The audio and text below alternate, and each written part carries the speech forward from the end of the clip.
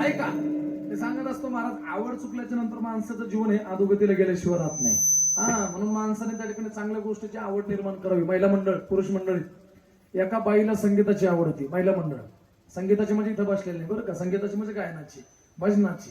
तिला एवढी आवड होती, नवऱ्याला विनंती करत होती, बाबा मला संगीताची आवड आहे, माझी आवड तुम्ही पूर्णत्वाला न्यावी. नवरा सुद्धा हुशार होता महाराज, आमच्या नागेश महाराजांसारखा मोठा मृदंगाचार्य होता. त्याने सांगितलं, काळजी करू नको, टेन्शन घेऊ नको. तो आळंदीला गेला, पुरुष मंडळी आळंदीला गेला. आवड चुकल्यावर काय फजिती होती. आळंदीला गेला आणि आळंदीला गेल्याच्या नंतर त्याने मोठमोठ्या गायकांच्या कॅसेट आणले महाराज. खंडारकर गुरुजी असेल, वाईकर गुरुजी असेल, कल्याण गुरुजी असेल, अशा मोठ्या मोठ्या गायकांच्या कॅसेट आणल्या माऊली. बायकोला ऐकायला दिल्या. पण बायको एवढी संगीत प्रेमी होती, माऊली एवढी संगीत प्रेमी होती, 8 दिवसाच्या आत गुरुजी बायकोनं संगीत ऐकलं आणि कोपऱ्यामध्ये टाकून दिलं. पुन्हा नवऱ्याला विनंती करायला लागली, मालक माझी संगीताची आवड पूर्णत्वाला न्यावी. याने सांगितलं, काळजी करू नको. पहिला मंडळ आणखी थोडा पुढे गेला. पुढे आणखी एक त्या ठिकाणी मोठी सिटी लागली, त्याचं नाव आहे पुणे. पुण्यामध्ये गेला, आणखी मोठ्या मोठ्या गायकांच्या कॅसेट आणल्या गुरुजी. भीमसेन जोशी असतील, पंडित भीमसेन जोशी, राशिद खान, ती मेले आता. अशा मोठ्या मोठ्या गायकांच्या कॅसेट आणल्या, बायकोला ऐकायला दिल्या. बायकोची आवड काही त्या ठिकाणी पूर्णत्वाला जात नाही. महिला मंडळ त्याने महाराष्ट्रातलं संगीत ऐकायला दिलं, भारतातलं दिलं, भारताच्या बाहेरचं दिलं, आंगडू बांगडू काय असेल तर महाराज बरं का, सगळं जगातलं संगीत तिला ऐकायला दिलं. पण तिची काही आवड पूर्णत्वाला जात नाही.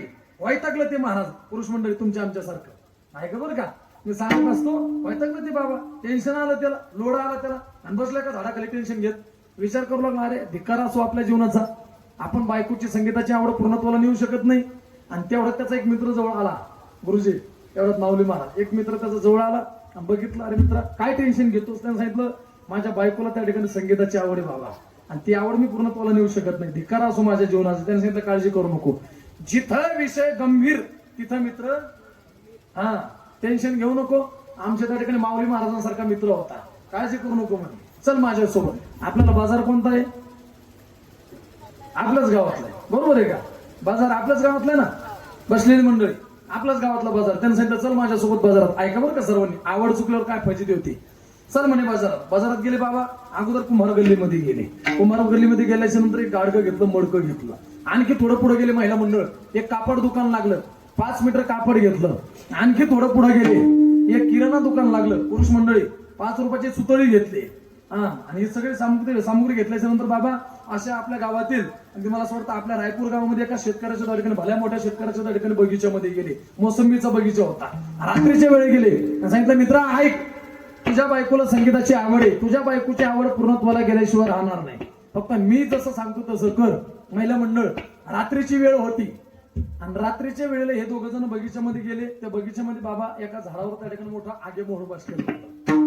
या 2 जणांनी ते आगेमोहर रात्रीच्या वेळेला हुल्लं, आणि त्या माशा त्या गाडग्यामध्ये भरल्या महाराज, आणि वरून त्याचं तोंड बांधून घेतलं पहिलं मंडळ. आणि सांगितलं, मित्र ऐक, हे संगीतच असं आहे, या संगीताला चार्जिंगची गरज नाही, याला लाईटची गरज नाही, याला इन्व्हर्टरची गरज नाही, याला जनरेटरची गरज नाही. मावली, ज्या ज्या वेळेला तुझ्या बायकोचे संगीत ऐकण्याची इच्छा होईल त्या वेळेला फक्त एकच करायचं. काय करायचं? 2 बोटांनी वाजवायचं. आतून फक्त एकच आवाज यायचा महाराज, बुंग. ते आगे मोहराचे मासे होते गुरुजी, ते का आतमध्ये हायपार थोडेच घेत होते. बाबा आवडच तशी होती, आणि त्याला आनंद झाला महाराज. त्याला आनंद झाला, गेला घरी. आणि घरी गेल्याच्या नंतर अगदी मला असं वाटतं बायकोच्या हातात ते संगीत दिलं. आवड चुकल्यावर काय फजित त्याकरता सांगतो बरं का, सर्वांनी लक्ष करू. काय काय त्या बायकोच्या हातात संगीत दिलं गुरुजी. बायकोला सुद्धा आनंद झाला. तिने नवऱ्याची आरतीच केली महाराज. आणि मी सांगत असतो, माणूस गावावर वजन टाकतो गुरुजी, तालुक्यावर वजन टाकतो, जिल्ह्यावर वजन टाकतो, पण माणसाचं बायको समोर काही चालत नाही बरं का. आणि ते सगळ्याच महाराज बरं का. मी सांगत असतो, तालुक्याचा आमदार असू द्या, जिल्ह्याचा खासदार असू द्या, गावचा सरपंच असू द्या, पण बायको समोर काही चालत नाही बाबा. मी सांगत असतो, पहिल्या काळात लोक मिशा ठेवायची, बसलेली मंडळी, पुरुष मंडळी. पहिल्या काळात लोक अशा मिशा ठेवायची, पिळदार मिशा. महाराज का पिळदार मिशा ठेवायचे? कारण बायको घेत होती माऊली, आहे की नाही. आता मिशा ठेवून सोडून दिल्या लोकांनी, कारण का बाबा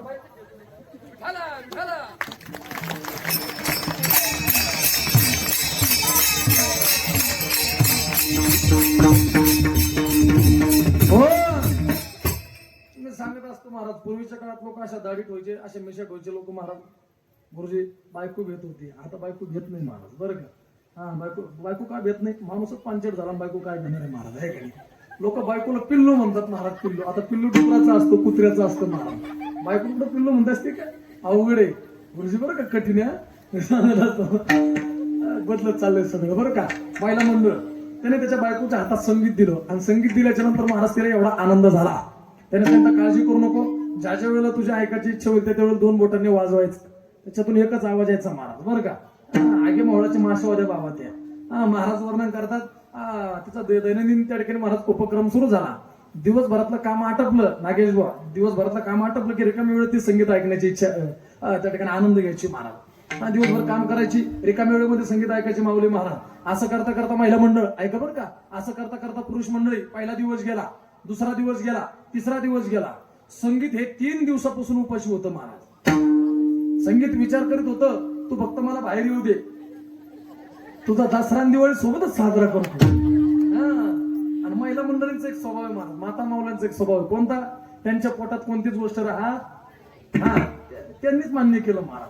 मी सांगत असतो, आपलं जर एखाद्या गोष्टीची जाहिरात करायची असेल नागेश बुवा, पत्रिका छापायची गरज नाही, पॉम्पलेट छापायची गरज नाही, बॅनर छापायची गरज नाही, ती गोष्ट फक्त आपल्या बायकोच्या कानात सांगायची.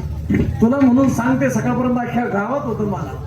त्या माता माऊलीचा स्वभाव तसाच होता. आपल्या नवऱ्याने जगाचं आगळं वेगळं संगीत आणलं, मग या संगीताचा आनंद आपल्या पुरता मर्यादित नव्हे, संगीताचा आनंद सगळ्या गावाला घेता आला पाहिजे. मग काय करावं? श्रीमंत घरातली होती बाबा, तिने तिच्या 5 मैत्रिणींना आमंत्रण दिलं. मग 5 मैत्रिणी कोण? आता ही श्रीमंत म्हणलं, तिच्या मैत्रिणी सुद्धा श्रीमंत महिला मंडळ. तिने तिच्या 5 मैत्रिणींना आमंत्रण दिलं. गुरुजी, पहिली मैत्रीण होती, तिचं नाव होतं सरपंचाची बायको. दुसरी मैत्रीण उपसरपंचाची बायको. तिसरी मैत्रीण चेअरमनची बायको. 5वी पोलीस पाटलाची. आणि अगदी मला असं वाटतं 4थी पोलीस पाटलाची, 5वी आमची. महाराज लोक आमची काल मागं ठेवायची महाराज. अशा 5 जणी बोलवल्या महिला मंडळ, अशा घरामध्ये बोलवल्या, गोल रिंगण करून बसल्या महाराज. असं संगीत मध्ये ठेवलं. बराच वेळ त्यांनी संगीत ऐकण्याचा आनंद घेतला आणि भरपूर वेळ आनंद घेतल्याच्या नंतर हळदी कुंकवाचा कार्यक्रम झाला, चहा पाण्याचा कार्यक्रम झाला. उठले महाराज, निघले आपापल्या घरी. पण आपापल्या घरी निघले असताना त्याच्यातली एक मैत्रीण बोलू लागली, का ग तू आम्हाला तुझ्या घरी बोलवलं, जगाचं आगळं वेगळं असणारं संगीत आम्हाला ऐकायला दिलं, आमचा मान सन्मान केला, पण तरी सुद्धा आम्हाला असं वाटतं तू आमचा कुठेतरी अपमान केला. तिने विचारलं, मी नेमका तुमचा काय अपमान केला? माझ्या मालकानं, माझ्या नवऱ्यानं जगाचं आगळं वेगळं संगीत आणलं, मी तुम्हाला ऐकायला दिलं, आणखी काय करावं? त्याने नाही माऊली, तू आमचा मान सन्मान केला, पण तरी सुद्धा आम्हाला असं वाटतं तू आमचा कुठेतरी अपमान केला. मग तिने विचारलं, नेमकं तुमची इच्छा तरी काय? त्यांनी सांगितलं, आमची फक्त एकच इच्छा आहे, तू एकदा आम्हाला हे संगीत उघडून. त्याने सांगितलं, नाही नाही, माझ्या नवऱ्यानं मला ताकीद केलेली, आभाळ जरी खाली पडलं, किती गारपीट झाली तरी संगीत उघडून पाहायचं नाही. नाराज झाले महिला मंडळ, नाराज झाले, अनेकले आपापल्या घरी. ही विचार करायला लागली, आता श्रीमंत घरातले, मोठ्या घरातले, आता गावात चर्चा होईल, गुरुजी आपली काय करावं काय करावं काय करावं. सरती सुटीचा नाविलाज झाला आणि अशा दरवाजापर्यंत गेलेले होते. महाराज परत बोलवले, बाबा तुम्ही या आतमध्ये, या. अशा आतमध्ये घेतले माऊली, असं गोल रिंगण करून बसल्या, मध्ये संगीत ठेवलं महाराज. हळदी कुंकवाचा कार्यक्रम झाला त्या संगीताला, महिला मंडळ. आणि हळदी कुंकवाचा कार्यक्रम झाला. सरपंचीनबाई, उपसरपंचीनबाई, चेअरमनबाई, पाटलीनबाई, अशा महाराजींबाई 5 जणी पुढे सरकल्या. महिला मंडळ 4-5 दिवसापासून पुरुष मंडळ संगीत उपाशी होतं, अशा पुढे सरकल्या आणि मोठ्याने गजर केला, संगीताची गाठ सोडली. जशी गाठ सोडली गुरुजी, तसं संगीत बाहेर आलं आणि बिना ब्यांचा डॅन्स सुरू झाला महाराज. ही तिच्या अंगावर, तिच्या अंगावर. आणि तेवढ्यात पाटील पाहत आले, पाटलीनबाई गेल्या तरी कुठे, कोणी तरी सांगितलं अमुक घरी गेल्या. घरापर्यंत आले, कासाबासा महिला मंडळ पाटलीनबाईचा त्या कडीला हात लागला, कडी उघडली, पण पाटलीनबाईनं पाटलाला दरवाजात पाहिलंच नाही महाराज, असा ढोसना दिला आणि पुढे गेल्या. आणि पाटील बोलायला लागले, पाटलीनबाई, मला असं वाटतं पाटील बोलायला लागले, मामी पुढे पाहून चला. कोणाला? बायकोला, कारण ते ओळखूचेच नव्हते ना बाबा, आगडबमच्या तगडबम झालेल्या होत्या मला. ही फजिती, तुम्ही हसून घ्या, मी चहा पिऊन येतो, ऐका बरं का. ही फजिती झाली कशामुळे? महाराज वर्णन करतात, आवड चुकल्यामुळे. विठ्ठला